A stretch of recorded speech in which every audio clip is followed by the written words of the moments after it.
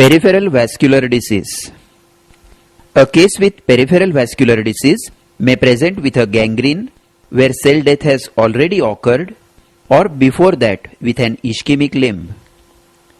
If gangrene be present, then examine the gangrenous area first and then proceed to examine the ischemic limb. Now we begin our examination with the inspection of the affected limb. On inspection of the gangrenous area, it shows a dark discoloration and a shriveled up mummified appearance if it is a dry gangrene. Note the dry, shriveled up appearance of the dry gangrene of this right foot and leg. A wet gangrene, as seen in the fingers of the right hand, shows black discoloration, but the tissues are edematous and swollen, and there is no clear-cut demarcation between the gangrenous and the normal limb. In comparison, the dry gangrene shows a line of demarcation between the dead gangrenous part and the normal living limb as seen in this leg. Note the well-differentiated line of demarcation between the gangrene and the proximal healthy tissue in this dry gangrene of the finger. Just proximal to the line of demarcation is a small zone of hyperemia and hyperesthesia followed by normal skin. This is another case of a dry gangrene of the index finger.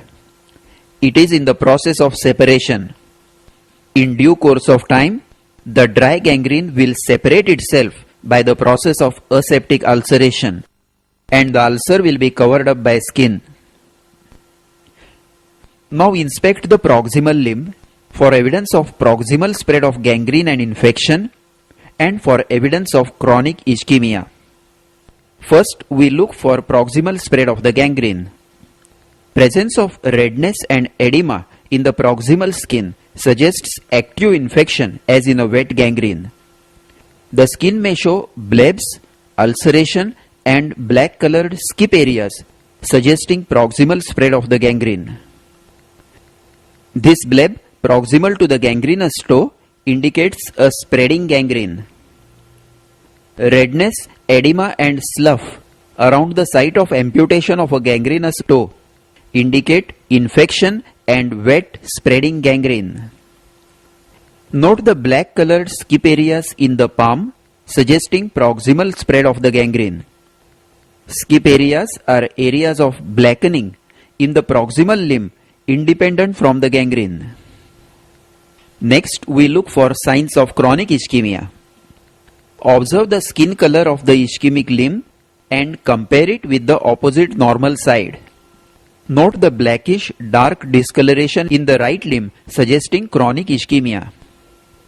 A marked pallor will indicate sudden arterial obstruction as in embolism or during Raynaud's phenomenon. Note the appearance of the left hand in this case of left axillary artery embolism. A chronically ischemic limb looks pale and thin. The skin over the lower part of the leg and shin is thin and shiny with scanty hair. The leg is thin due to loss of subcutaneous fat and muscle wasting. The nails are brittle with transverse ridges. As the blood supply becomes critically less, the distal parts of the fingers and toes become darker in color, and the tips of the fingers or toes may show ischemic or trophic ulcers. Once again, note the ischemic leg on the left side, which is darker than the normal right leg and has a wasted, shriveled up appearance. Now measure the limb girth with a measuring tape and compare it with the girth of the opposite limb at the same level to demonstrate and record limb wasting. The measurements are taken over the main muscle mass about 3 inches above and below the knee joint in the lower limbs and 2 inches above and below the elbow joint in the upper limbs. Now inspect the veins over the dorsum of the foot.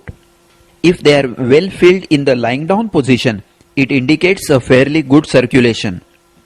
But if they are collapsed and gutter-like, then it is an indication of severe ischemia. If the patient has had an amputation before, like this toe amputation, Or if ischemia is long-standing, look for a scar of lumbar sympathectomy, a transverse lumbar scar at the level of umbilicus.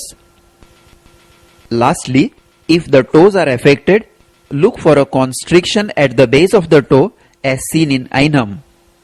Note the constriction of the base of the fifth toe, which gradually deepens over several years till the toe separates.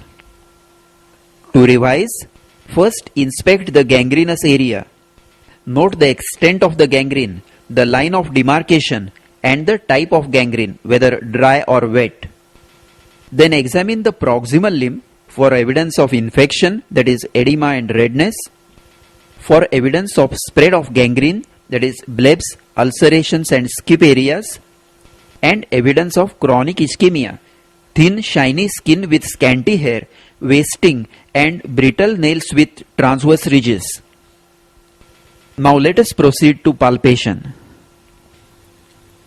On palpation, first palpate the gangrenous area. In a dry gangrene, the skin is cold, non-tender, hard and greasy. It has no sensations.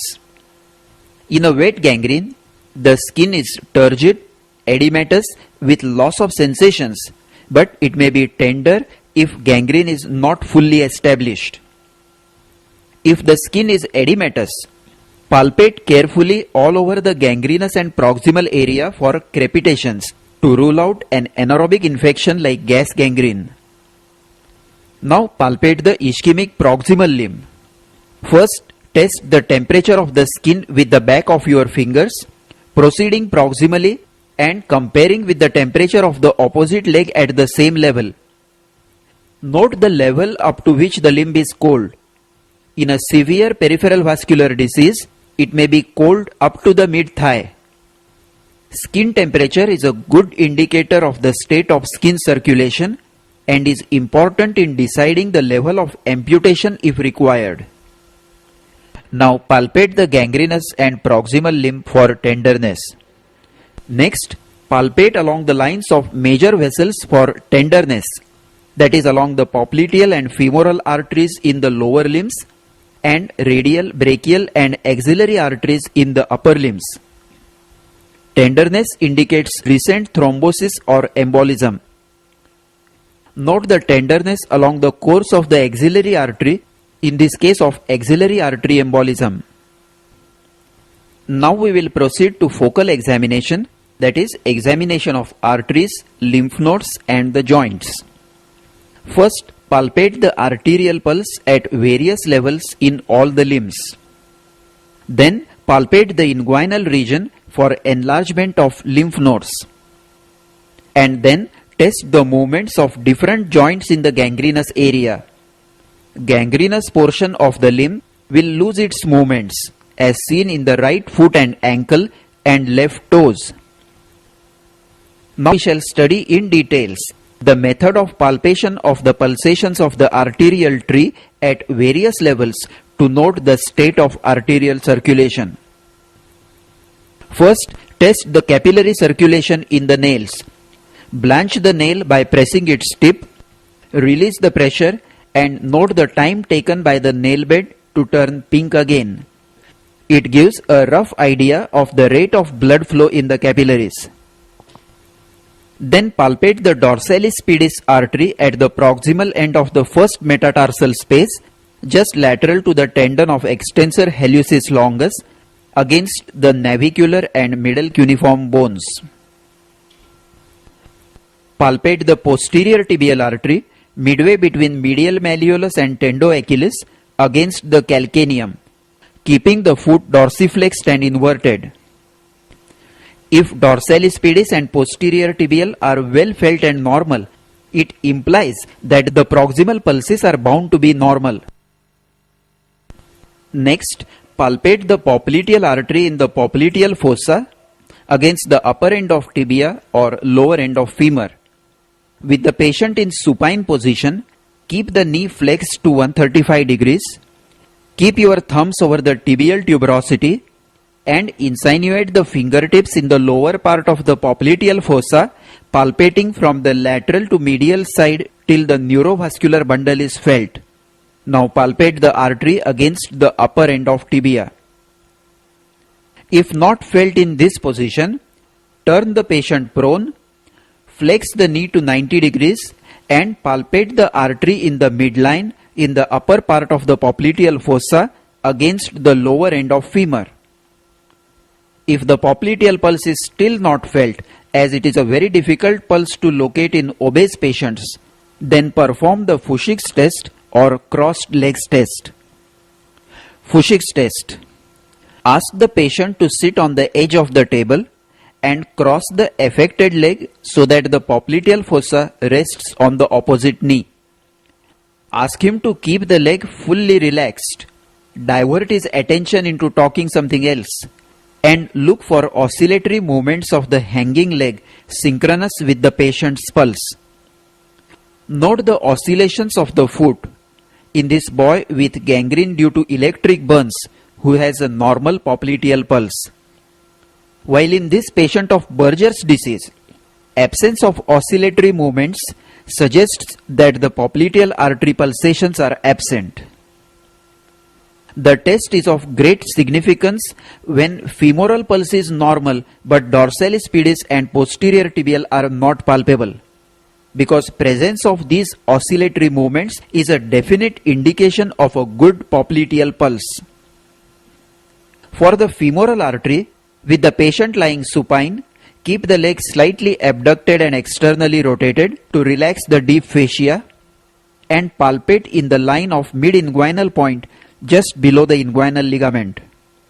Femoral artery is felt against the head of femur. Then palpate the abdominal aorta to the left of the midline in epigastric and umbilical areas against the spine. Now palpate the pulsations in the opposite limb and then pulsations in the upper limbs from periphery to the neck. Let us now learn to palpate the pulsations in the upper limbs at various levels. Start at the nails to test the capillary circulation by pressing the nail tip till it blanches and noting the time taken by the nail bed to turn pink again. Palpate the radial artery on the flexor aspect of the wrist just lateral to the tendon of flexor carpi radialis against the lower end of radius. Then palpate the brachial artery in the lower half of the arm just medial to the biceps tendon against the shaft of the humerus and in front of the elbow medial to the biceps tendon. Palpate the axillary artery in the axilla against the head of humerus. Palpate the subclavian artery in the supraclavicular fossa in midclavicular line against the first rib. Then palpate the common carotid artery against the Cassagnes tubercle on the transverse process of 6 cervical vertebra between the upper portion of the trachea and sternomastoid. Other palpable arteries, of course they are not of significance in a case of peripheral vascular disease, are superficial temporal artery and the facial artery. Superficial temporal artery is palpated in front of the tragus against the temporal bone, and facial artery is felt against the lower border of the mandible at the anterior border of masseter muscle. Ask the patient to clench his teeth, palpate the masseter and identify its anterior border. Now we proceed to auscultation. After palpation of the arteries, you will know the approximate level of the block. Now auscultate along the entire course of the artery for a systolic bruit of stenosis, partial obstruction or aneurysm. Also, routinely auscultate over the major arteries, that is abdominal aorta, femorals, popliteals, axillary artery and carotids. Now we will come to some special tests for peripheral vascular disease. Tests for lower limbs. The Buerger's test. Ask the patient to lie supine and raise the leg, knees extended to about 90 degrees. If the limb shows marked pallor, then the test is positive. Note the pale white color of the right foot when it is raised. The pallor appears within a few seconds in a severe disease and may take 2 to 3 minutes in a mild disease. If the test is positive, lower the limb, let it resume the normal color, then raise it gradually to note the angle at which the pallor appears. This angle of the leg with the horizontal is termed as Berger's angle of circulatory insufficiency. Berger's angle less than 30 degrees is indicative of very severe ischemia. Note that in this patient, the pallor has appeared at an angle of 30 degrees. Now we will test the capillary filling time. With the patient supine, raise the legs till the affected leg becomes pale. Now ask the patient to sit on the edge of the examination table and hang the legs down. Note the time taken by the affected leg to resume its normal pink color. This is the capillary filling time, and in peripheral vascular disease it may be prolonged to 15 to 30 seconds. Now let the patient sit with the legs hanging for 2 to 3 minutes. The leg will assume a purple-red cyanotic color termed as dependent rubor, indicating impaired circulation. A normal healthy limb will not show any change in color in raised as well as dependent position. Now we will come to some special tests for examination of chronic ischemia in the upper limbs. The Raynaud's phenomenon. If you are suspecting Raynaud's phenomenon, dip the fingers of both hands in ice cold water and watch for blanching or pallor of the fingers. If the fingers become blanched, take the hands out of the cold water. The fingers will become swollen and cyanosed, and gradually, as the spasm of the arteries wears off, they become red and engorged due to flow of blood in the dilated capillaries. Then perform the tests for thoracic outlet syndrome. Adson's test. With the patient sitting on a stool, feel the radial pulse of the affected hand. Ask the patient to turn the face as much as possible towards the affected side. Ask him to take a deep breath. If the pulse becomes feeble or is obliterated, then the Adson's test is positive.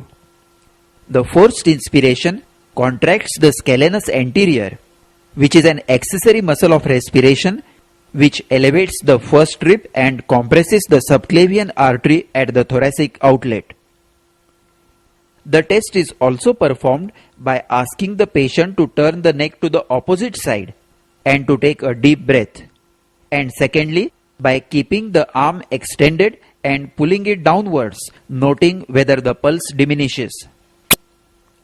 Elevated arms stress test. Ask the patient to abduct the shoulders to 90 degrees with maximum possible external rotation, keeping elbows flexed at 90 degrees, thus raising the arms above the head. Now ask the patient to brace the shoulders back and open and close the fists slowly for a period of 3 minutes. If the patient's symptoms of radiating pain, cramps, paresthesia or Raynaud's phenomenon appear, forcing him to stop, then the test is considered as positive for thoracic outlet obstruction. A normal individual will only feel some fatigue in the forearm muscles. Lastly, we will perform the Allen's test for the degree of patency of radial and ulnar arteries. Ask the patient to clench his fists tightly. Now compress both radial and ulnar arteries at the wrist separately using both your hands. Ask the patient to clench and release the fist till blanching occurs. Now ask him to open the fist and release the radial artery. Note the time taken by the hand to regain the normal pink color. Then repeat the test, and after blanching the hand, release the ulnar artery and note the time taken by the hand to regain normal color. If any of the arteries is blocked, the palm will remain blanched for a longer time when pressure over the blocked artery is released. To conclude, we started the examination of a case of ischemic limb with a careful inspection of the gangrene and the ischemic limb. Then we examined the arteries, lymph nodes and the movements. We palpated the arterial pulse at various levels and auscultated over it for a bruit. Lastly, we performed the special tests for peripheral vascular disease. In the lower limb, we performed the Berger's test and capillary filling time. In the upper limb, Raynaud's phenomenon, Adson's test, elevated arms stress test and Allen's test. This completes the study of examination of a case of peripheral vascular disease.